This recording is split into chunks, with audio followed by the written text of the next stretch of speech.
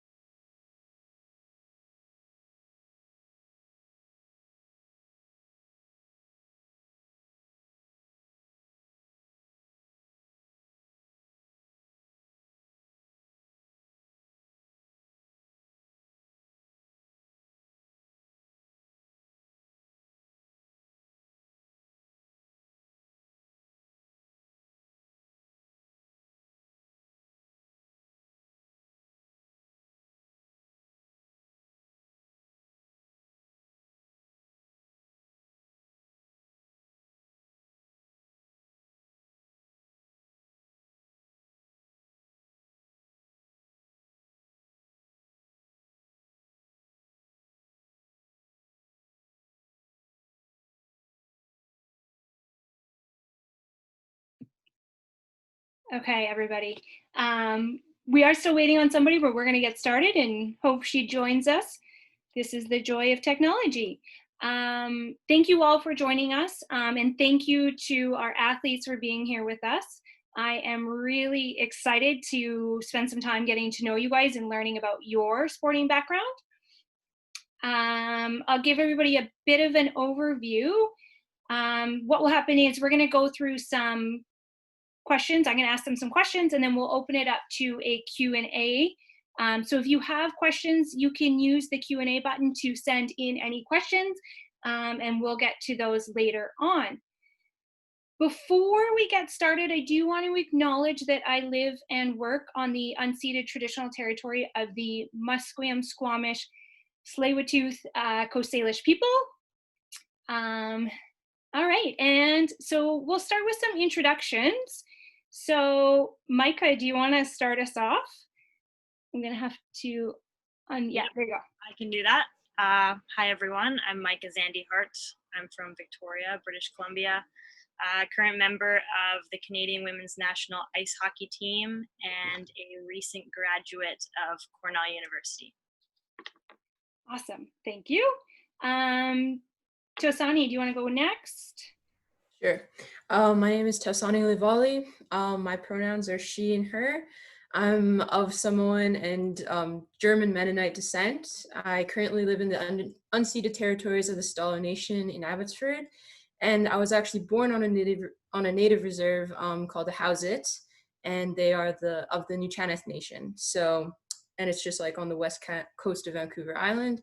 My sport is rugby. I play for the National Women's 15s team, and I also am currently attending university at Trinity Western University in Langley, where I also play on that rugby team. Awesome, thank you. And Teri. Hi everybody, my name is Teri Thorson. I go by the pronouns she, her, hers, and today I'm speaking from the Tsleil-Waututh Territory Squamish Nation in North Vancouver. I'm currently a provincial wheelchair rugby athlete and a former Paralympian in wheelchair athletics, 400 meters. I'm a mom to a 10-year-old boy and work for a nonprofit organization called Spinal Cord Injury BC. Thank you. You guys can also see Shaylee here. She's got her camera off. She's in the background working through questions and things for us and making sure everybody is running as we need to be. So we'll dive into some questions. We're going to kind of talk about how each of the athletes got into their sport. So Micah, do you want to tell us about how you got into hockey as a kid? Yeah, for sure. I think most people think that hockey is the sport to play in Canada and that just kind of comes to us naturally. But being from Victoria, hockey actually wasn't super huge, but my older brother played, so I wanted to play. I ended up playing every sport, but hockey was the one that just kind of stuck with me. I played on a boys team all growing up until I was 15. We didn't have a full-time girls team here in Victoria, and then I moved away at 15, and that was the first time I ever played on a female team. So that's kind of my upbringing in hockey. Awesome. And Tausani, how did you get into rugby? Most of the reason why I started playing rugby is because of my Samoan heritage.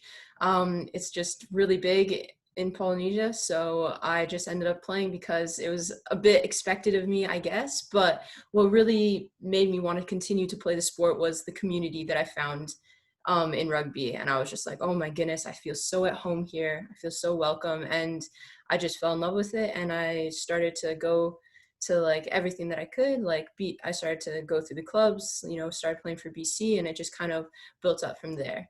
Yeah, and that's why I keep playing. So question, because I don't know much about rugby. So is there youth rugby, or did you play in high school? Is there? There was like youth rugby, I guess, but it's not too big. Rugby is a super new sport. So I started actually playing when I was in grade 8, and I started playing for like a club team that was, anywhere from grade 9 to 12.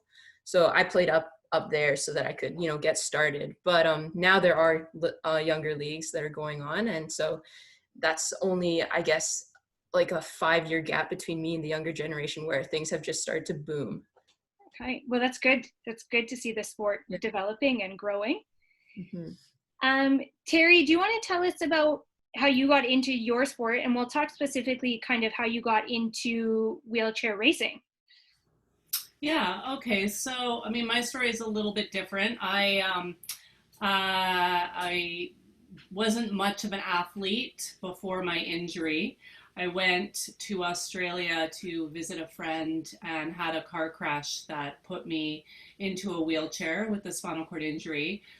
So I'm what's considered a tetraplegic. So I don't have any hand function or movement or feeling chest level down.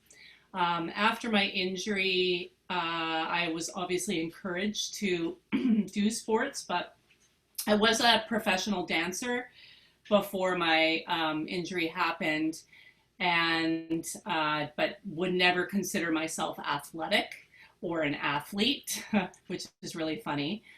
So it took me about 5 years to be really comfortable within like my new body, and opened myself up to meeting other people in wheelchairs, and gained kind of a really good peer connection with other people with spinal cord injuries. That sort of led me to start trying new things. And one of them was racing, and I just loved it so much. I felt like I was not only, I had this whole new social group that was very similar to me outside of disability, but also I just, I enjoyed it, and it made me feel like I was on a level playing field with all other able-bodied athletes, as well as different types of athletes with different ability levels. So that's how I got started. It's amazing. And I admire your resilience to be able to make that change and make that adaptation, and to be able to do that and pursue something. And I'm excited. We're going to talk about it later, but about what that looked like for you, which I think is going to be exciting. I want to talk a little bit about role models and kind of the people that you experienced throughout your careers and who inspired you and helped you keep going. And I really want to highlight the idea that for many of us, when we are able to see someone else who looks like us doing the thing, it helps motivate us. So I'm interested in knowing kind of what kind of role models you had, and who were those people? Were they other athletes? Were they coaches? Were they parents, teachers? Who was it that kind of motivated you through? So Tausani, why don't we start with you? Who are your role models? I've had various different role models throughout my rugby career, but mostly I would say my Polynesian family here in Canada. So there's like a small community here in like BC where our parents have all, like both sides of them have like kind of left their homes and made a life here in BC.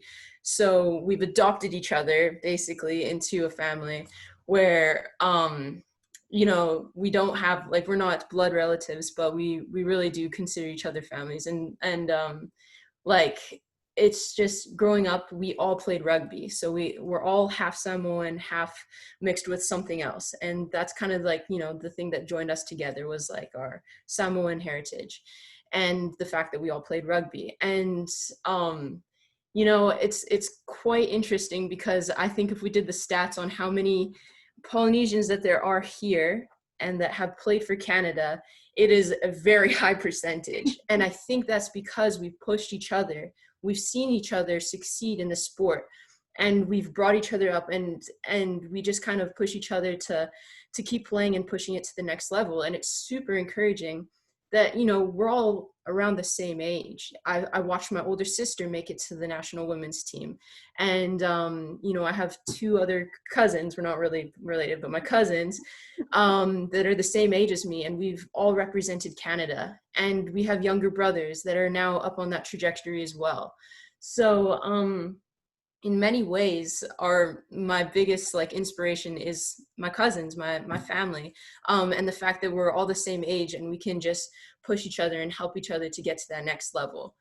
Yeah, and I'd say that would probably be the biggest influence for me in my sports so far. It's amazing. Community is such an important part of sport, and it's amazing that you have that community to help push you along. Mm-hmm. Micah, what kind of role models have you had? Yeah, like I said earlier, coming from where I was from, no one from Victoria or even BC for that matter had done what I wanted to do in hockey, which was go to the Olympics, play for the national team. And so growing up, I didn't get to meet anyone that had taken that path. And the first female hockey player I met, I was about 6 or 7 years old, and I got to go to a camp in Saskatchewan. Her name was Colleen Sistoric. She was a defenseman on the national team at the time. And as soon as I met her, and I was a kid who was wearing Hockey Canada red all the time. Like, that was my dream, even though I hadn't met that person yet to look up to. And the instant I met her, I was like, that's who I want to be, and that's who I'm going to emulate. Outside of my sport, my older sister was a rower, and she went away on a Division I scholarship when I was in kindergarten. So someone I looked up to, and ultimately my mom is my biggest role model. I grew up with a single mom, and she worked a job and raised 4 kids. So watching her lead our family while doing all of that was inspiring, and I try to emulate what I've learned from her anyways in sport and just in life. Your mom sounds like an amazing woman, and I commend her for her successes in raising you guys all. That's very impressive. Teri, how about you? Have you found role models within your sport? So I would say that I had a great mentor in athletics. She was someone that I met through wheelchair racing and had been injured for quite a bit longer than me. And I struggled finding sort of a sense of independence that she seemed to have. So I decided to move out of Vancouver and just go to Australia. So I had the opportunity to be able to train full time. And she took me into her home for a few months. I lived in her basement, and she basically just taught me how to live as independently on my own because I would have no care or support when I moved to Australia. And at the time I had some care support workers that were assisting me with my personal care and things. So she helped me with that and stay motivated and and had that great opportunity to be able to learn so much from her. So that's amazing. Great. Yeah. I'm interested in whether you guys have had experiences with female coaches. I know for me growing up, there was rarely female coaches. And it's something that when I look at young girls and I really want to find a way, how do we give them those leadership roles? And so I'm wondering if you guys have had experiences there. So Teri, why don't you start us off to any? I have not, no. And I'll kind of follow that up is how many, like, what's the gender division in your current sporting situation? So actually in wheelchair rugby, it's co-ed, and there are very few women that play, very few. So it's pretty male dominated. There is on the provincial team, there's 2 of us right now. Wow. So, yeah. And then for wheelchair racing, is it For wheelchair racing, there was a women's division, and we're also divided up by ability level. So I would compete with other people that are similar to myself. So I'm not competing against like a paraplegic or an amputee or someone like that. It would be someone with similar disability as to myself. Okay. Micah, have you had experiences with female coaches? I definitely didn't growing up. Minor hockey, it was always dad's coaching. I had female power skating instructors with figure skating backgrounds, which is quite common in our sport. Honestly, Amy, you were probably one of my first female coaches at like a BC U16 camp. And after that, I've had female coaches kind of all the way up in hockey, whether with the national team or in high school or at college. But definitely when I was younger, until I was about 16 or 17, it was completely male dominated. We hope to change that. Tausani, how about you? I actually have had female coaches for most of my experience. So yeah, when I started club, for like the 5 years of club, I was taught by women, and BC level, I was taught by Darcy Patterson, like all along the way.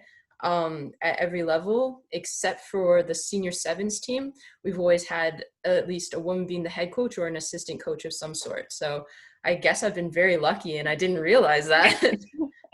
Well, I commend rugby for that then. And we hope hockey and other sports start to follow that suit there. All of you are kind of at different points in your sporting career. So I kind of want to talk about how you found the balance between life and sport and what that looks like for you. So Micah, as a recent grad, I'm interested in kind of how you were able to balance both school and your competition and training. Yeah, it wasn't always easy. Didn't always go smoothly. Luckily, I mean, you could look at it both ways, but I had to travel a lot for hockey from pretty much age 9 up. So I got pretty used to missing the odd Friday of school, and then it turned into, Thursday, Friday, and then I'd be gone for whole weeks. So it felt like kind of as my career went up, I continued to have to miss more and more school and learn how to deal with that. In high school, at OHA, I went to a hockey academy where they emphasized school, and they made sure that we had extra time to work as a team in place of practice, actually, to make sure that we got our academics in and we weren't sacrificing one for the other. But it's a constant learning. I'm still learning how to manage my time. I have days where I'm pretty good at it, and I have days where I'm not great at it, but I have learned a lot about myself and what I need to prioritize and what I don't, and taking time to fit in different things that maybe aren't school and hockey. But I would say just learning from those that kind of came before me and finding my own path definitely helped. I'm interested. I think it'll be interesting for you as you make that shift into being a professional athlete and having maybe more time, maybe not. Hard to say what that looks like. It's funny. I mean, being a student athlete, I think females experience it more than males because we don't necessarily have the professional route in all sports. But our whole life has been being a student athlete. Whether we considered ourselves a student athlete or not, we were going to school and playing sport for most of our lives, or working and playing sport. Yeah. So I think it just kind of becomes our norm, and it's something that's good and it's something that's bad, and you can look at it both ways. But I'll be interested to see as well, kind of if I get too hockey focused without school as an outlet. I don't know. Yeah, we'll wait and see. Yeah. So Tausani, you took a bit of a different path, right? So you went to competing full-time first and then went to school, is that correct? Yeah. So right after I graduated high school, I started playing for the senior women team full time for 2 years. And yeah, that was really interesting because like Micah said, you know, growing up, I basically was like balancing like everything all at the same time. Like I would have like two, sometimes three sports going on at the same time because I love playing sports, right? And then I was just so used to this busy life, and yeah, it was very, and I liked it a lot. And then once I started playing rugby full time, that was it. That's all I did. And it was expected of me that that's all I should do, is just focus on your sport. And honestly, what I found is like I need more things going for me. And you know, it's not a bad thing to have multiple things going on at the same time because they heighten each other. Everything complements something else. And so by the first year when I was playing professionally, I did nothing. But then as the second year came around, I was like, man, I need to do something. I need to have another job, like, and not just because I need like money or something like that. It's just I enjoy other things in life. And so yeah, I actually started working at a care home, which was awesome. And or I guess it was group home work.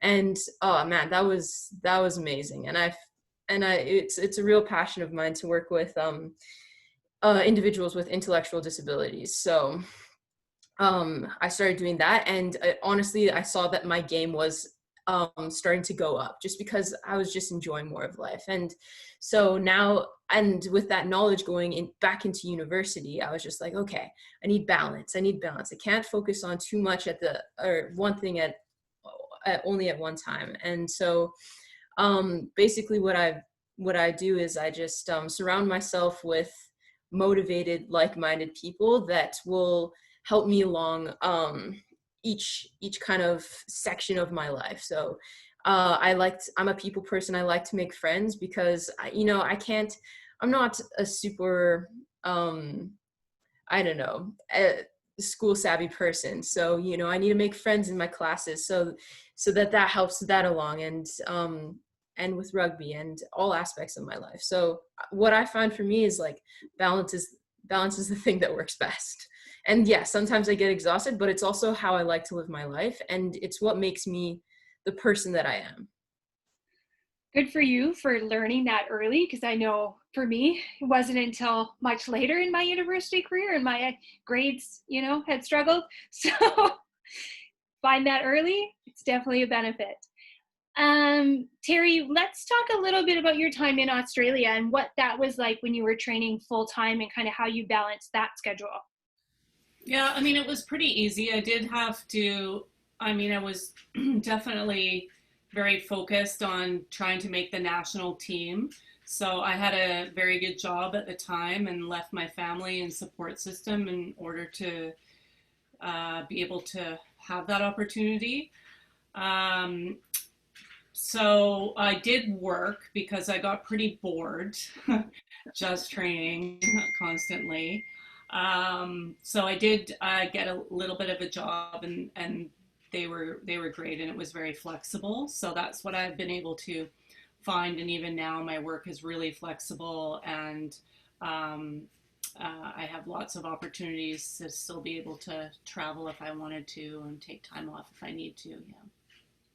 That is great. I am interested. So what would a typical training day have looked like for you while you were in Australia? So usually it was like first thing in the morning because it does get really hot there. So, like 7 a.m.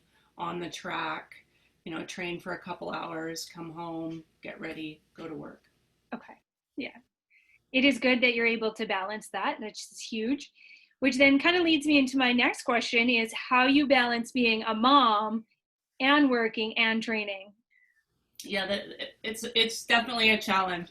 And also, I like to say that I'm aging as well. So, I'm almost 50 now. So it's tough because I'm tired a lot more.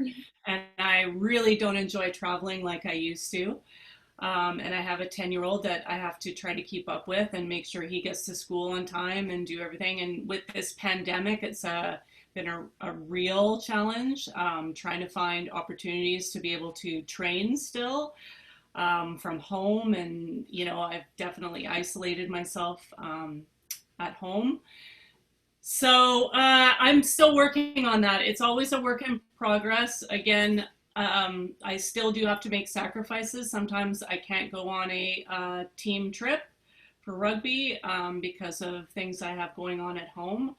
And, I am divorced from my son's dad, so it does help me a little bit. He's really great and very supportive at taking our son when I need to go away for a few days, but usually trips are just a few days. So, maybe up to a week max. So it's not a lot of time, which is good. That's good. And I think for all of us, finding balance in our life so that we can do everything is one of the biggest challenges. So I admire all of you for being able to continue to pursue your sport while doing everything else that you do within life. Which kind of leads to our next question is, what kind of tools and techniques are you using to stay motivated? Like, how are you motivating yourself in your training and kind of like in the day-to-day, but also overcoming things like injury? So Tausani, do you want to talk about that a little bit? Yes.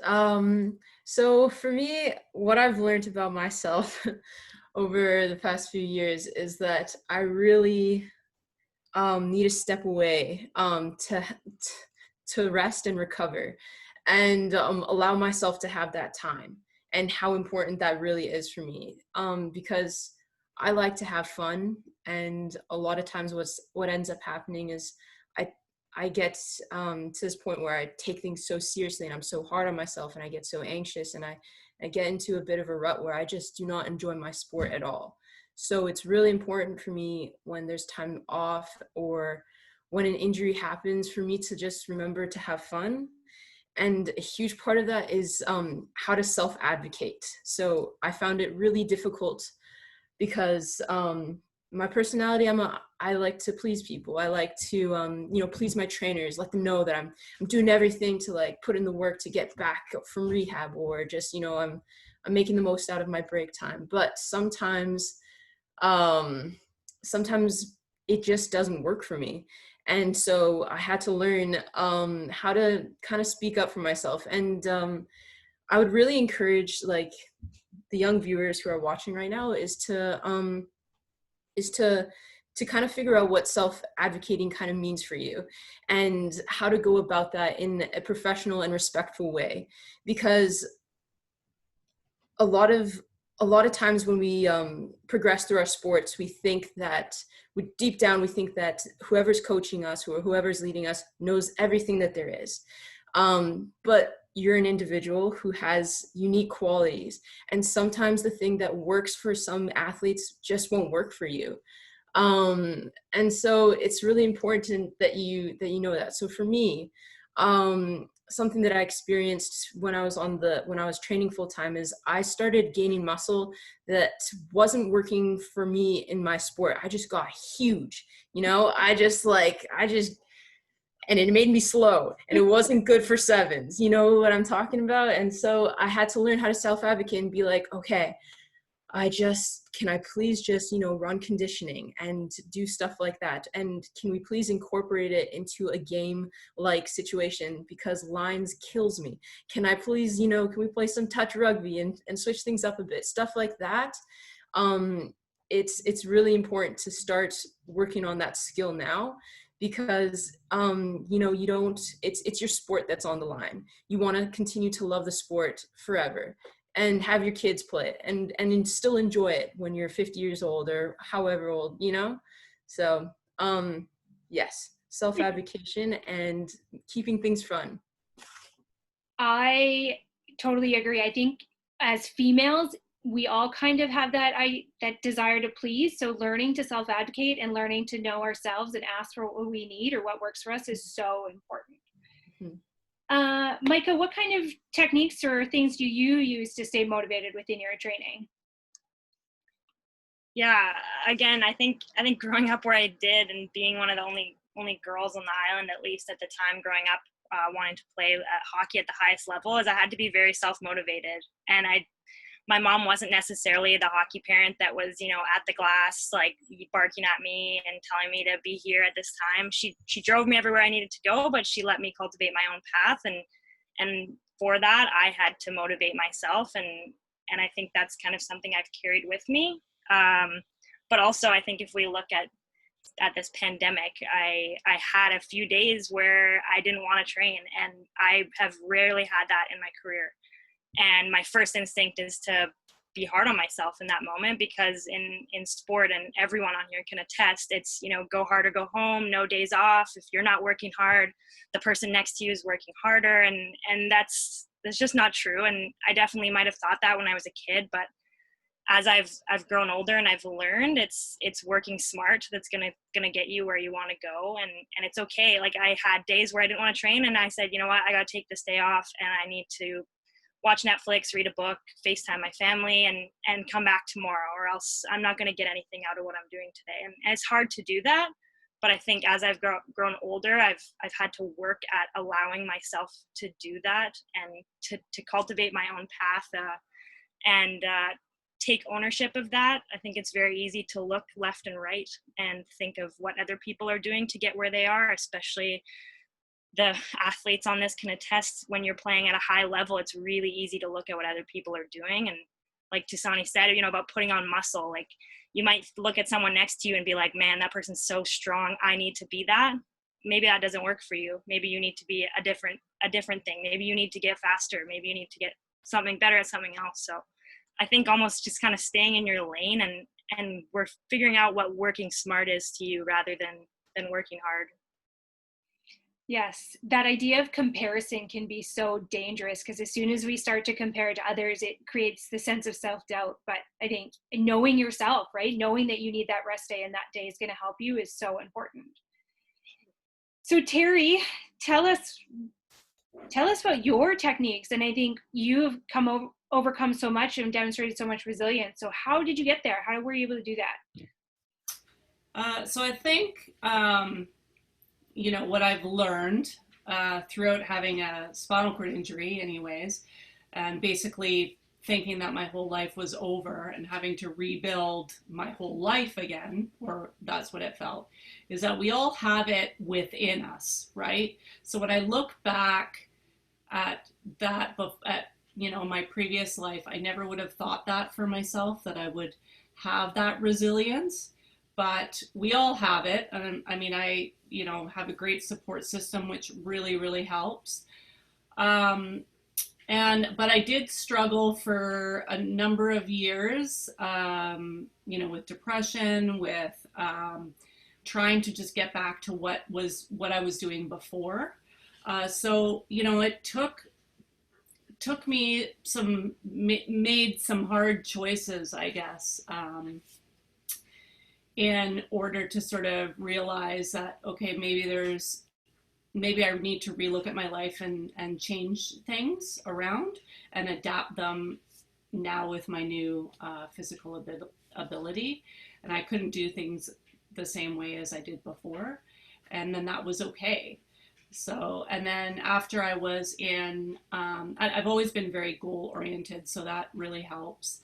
And I still continue, like I like to, you know, coach myself essentially, like what do you want to do? You know, one of my biggest goals right now is just to stay fit, right?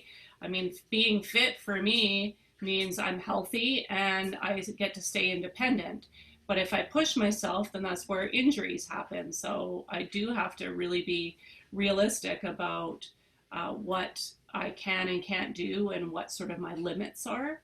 And I've, you know, learned the hard way throughout, you know, the first years of my life with lots of injuries and taking time off, you know, 6 months here and there, and then having to rebuild again. And I don't like that rebuild process. So I'm just going to try to avoid getting injured. And what do I need to do? I need to eat well. I need to, you know, keep myself fit. I need to, you know, keep healthy. And So I just continue to do that. And, you know, things are changing as I age as well. And I'm trying to stay on top of my health all the time. That's number one. So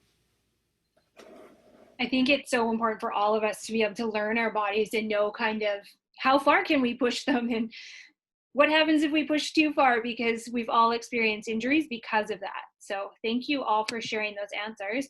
I am going to open it up to some audience questions here. So we have one question. It says, in what ways do you or can you use your experience and or platform in sport to help lead others in sport and in life? So in what ways are you guys being role models, or how do you think other athletes can use that position to be a role model? So Tausani, why don't we start with you?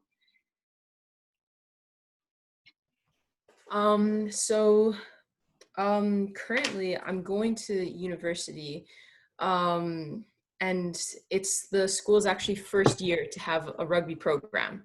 So, you know, I could go on a whole talk about how that all happened, but basically it happened, and I get to be part of creating culture at a school. I get to be part of creating the foundation of what's going to be a legacy of what Trinity Western rugby looks like. And so I am the team captain, and I was given like a scholarship based on my previous experience with Canada, to kind of like put me into that position. And honestly, growing up, I never wanted to be a leader of any sort. It just wasn't for me. I would rather, you know, just have a fun time, enjoy myself, not have too much like pressure. And then, you know what? It finally felt right for me to be a leader. And I was just like, with my experiences in Rugby Canada, I saw what a team should look like or could look like and shouldn't look like. I saw what works culturally and what doesn't. And I saw what you know, a good captain looks like, and what doesn't work, and how I felt when someone talked to me a certain way. And so I guess what my experience as a professional athlete has helped me to be a leader is just to see what things look like at the top level, and how I can build something else that's like slightly under it to help progress that even further, what the top level could look like. So I guess I make it my my goal to just create an amazing culture from the ground up, for people to pass through, and to just really enjoy the sport before I guess it gets too crazy serious. And and it's been a really cool experience. And I think the greatest responsibility that leaders have is to build up other leaders and to create other leaders, because everyone has something to bring to the table. And, you know, a good leader surrounds themselves with good leaders as well, and in their respected strengths, and, you know, creates a table for people to have things to say and people to bring you know, their contributions to. And it creates just a great nation. In the end, it creates an amazing Canadian female athletes whole society. I don't even know. That is great. And I think it's fantastic. Your passion really is, I can see it, I can feel it, right? And I think that's so fantastic that you're in a role where you're able to do that. Micah, do you want to talk a little bit, because I know you're involved with some girls hockey on the island now. So you want to talk a little bit about ways that you are kind of giving back to the sport? Yeah, for sure. And I think for me, the biggest thing that I do maybe with my platform or my experience is I often think back to when I was younger. So, you know, how cool would it have been at a camp at 8 years old, being able to just say hi to someone who played on the national team, or be able to see them on the ice, or ask them a question, or things like that. And I think that's always motivated me to go back to my journey up. So I think the summer after I was out of the BC hockey program, I was back as a coach, and I was working as a mentor with other athletes, and just sharing my experience. And it's different for me because hockey is a huge part of my life, and I see myself in the sport beyond playing. But I know that's not the case for every athlete. I know some athletes are they want something outside of the sport, and maybe when they're done competing, they want to move on. But I'm fortunate that I want to stay in the game, and I am passionate about being a role model for young girls, because I didn't necessarily have those moments until I was older, and they just have such a huge impact. And I think that's something special that female athletes have, is we have a bit of a closer connection to the next generation because of the nature of female sports compared to male sports. And I think we understand the value of one conversation or one email or something like that. Yes, and which is why I greatly appreciate all of you being here, because I know for one person this could be the difference. So I appreciate you guys doing that and doing all that you do to give back.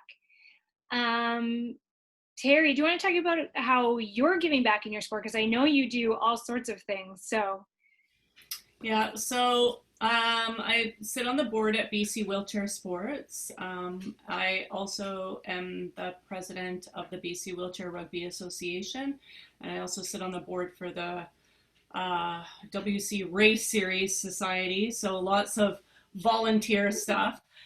Through my job, I also have the opportunity to work at the rehab hospital. So when people with new injuries come in, I can help introduce them to sport. It's always a very challenging time, as I remember, because you're trying to live life, and sometimes you just don't even realize those opportunities that are available to you. But making sure that we stay connected to people after they transition into their community, and when they feel like the time is right for them to be able to try a sport. I know how much I'm very passionate about it for myself, because it basically changed my life. I mean, I wouldn't have been as independent, as strong, as confident, or even met like this amazing group of people that I probably wouldn't have been friends with had I not been introduced it many years ago. And I think also the funniest thing is, like, I remember when I was doing athletics, my coach, who is amazing and very supportive and positive towards me. But one thing he always said to me was, because I always ask a lot of questions, and he's like, Teri, athletes don't think, they just do, just do. Well, I've changed my thinking over time. I ask a lot of questions now. And on my team now, last year, they nominated me to be the captain of our team. And I think that's because I'm very vocal and, just want to have a really good team experience. It's my first team experience that I've ever had, being on this, working with a group of people. And so it's really different, but I want to make sure we're all on the same page and we're communicating properly, and we all, know what our roles are on the court. And so I'm really open and communicative, and I think it's really, really important. that is amazing, and congratulations on being named captain. It's a big thing, a big role, and I'm sure you do a fantastic job at it. I think we'll wrap up with one last question, and it's a question about what kind of advice would you give to other athletes? So kind of, I'm going to read it. What advice do you have for athletes to kind of help them reach that height of their athletic career? So those athletes that are maybe looking to really excel and make that next step, what advice do you have for them? So Teri, I'm going to start with you. What advice do you have for other athletes? Well, let's see. Well, I mean, I worked really, really, really hard. I mean, I really did make it my full-time job, and I'm not saying that is what everybody needs to do or what you have to do. There's a lot of choices that people have to make along the way. Obviously, well, especially as a wheelchair athlete, we're not funded very well. There's zero sponsorship opportunities. So, as I'm sure there are for you guys as well, it's hard, right? It's really challenging. So it's a lot of, mental health, looking into yourself finding what you can do, what you are willing to do. And there are a lot of disappointments along the way, or there was for me. And there's also really, really exciting, amazing times, and that I would, probably never had experienced had I not had this injury happen to me. So I would always encourage and support anyone who, whatever decision that they make, and you just have to look within yourself. Thank you. Tausani, what advice do you have for other athletes? I think that, man, it's such a difficult question. I'd say that you have to really love the sport. This is it's your art form, and don't forget that your sport is your way of expressing yourself. So, truly be yourself and be the best at being yourself, because when it really comes down to it, you are a part of a bigger piece. And as an athlete, what you are advertising is you in a lot of ways. You're in the business of entertainment, right? So I would say just stay true to your individual giftings, and really work on those things, because the cream will always rise to the top, no matter what. And sometimes, there's a lot of setbacks in life, depending on, sad as it is to say, depending on race, depending on sex, all these things. But put in the work and you will rise to the top, and surround yourself by the kind of people that know how to get you there. And that doesn't mean that you have to be surrounded by necessarily role models in your sport, but just people who have found success. There's a great history of women to learn from, and they may be more accessible than you think. And as like for Micah, as she said, that was her mom. Find those people in your life and keep them close, because that's what's really going to matter, and they will get you there. Awesome. Thank you. And Micah? Yeah, both pieces of advice, and I think all of us probably have a moment a week where we're like, man, I wish I told my younger self that, whatever it may be. But I think the biggest thing I've learned is that you have to fall in love with the process and not the outcome you're trying to achieve. So for me, it's making the Olympics, and that's my vision. I want to go to the Olympics. I want to win a gold medal for Canada. It always has been, but I learned that I can't make that all that I'm trying to do. I learned that I need to want to go to the gym every day. I need to enjoy going on the ice. I need to want to spend time with my teammates. If I don't want to do those things, why am I playing hockey then? Because what if I never get that outcome? Then it's just going to be 20 years of work, and I maybe didn't enjoy it as much as I should have. So I think just fall in love with the process and keep chipping away. It doesn't need to be some big thing, some big light at the end of the tunnel. You might get there, but you also might not. Many athletes don't. So just fall in love with what you're doing each day, and enjoy yourself and enjoy the people around you while you're doing it. Awesome. Well, thank you all for the incredible advice and for sharing your story and your experiences with us. I am so grateful. I've learned so much, and it's been fantastic to kind of just listen. And I know that you guys are all busy, so I really appreciate you taking the time to be here. And I wish you all the best in your training and whatever life has for you next. And hopefully we're able to, get out of this isolation soon. So thank you. And yeah. Yeah, thanks for having us, Amy. Thank you. Thank you. Thanks, Bye, everybody. everyone. Yes.